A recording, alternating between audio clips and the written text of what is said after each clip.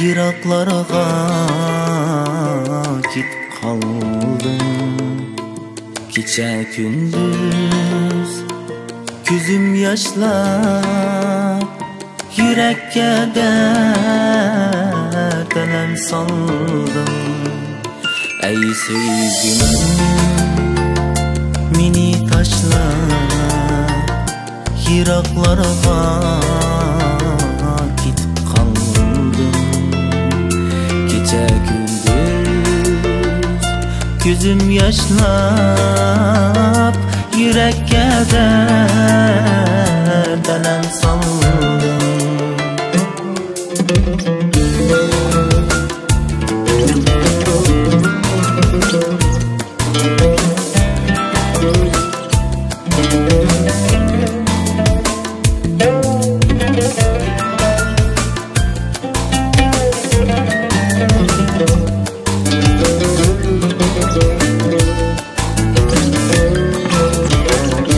Güzel yarım, sensiz bir gün yana üzüm, tenha kaldım. Çidalmazdı bu dertlerge aziz candım, hiç kaldım.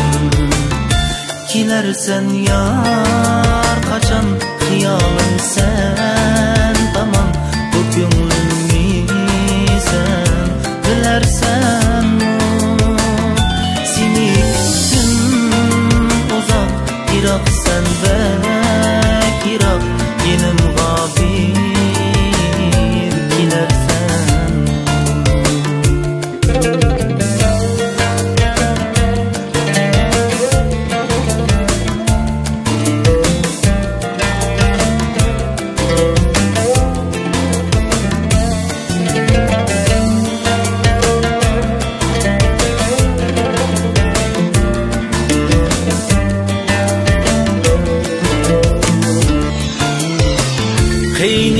Kıynimizin yarım beni küttüm fakat bir seni. Kıynimizin yarım beni küttüm fakat bir seni.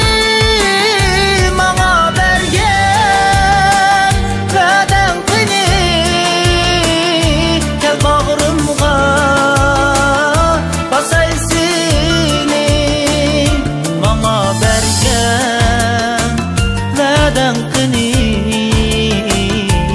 bağrımga basay seni.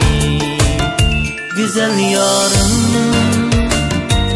yar canım, sana küygeç harapanım. Güzel yarım,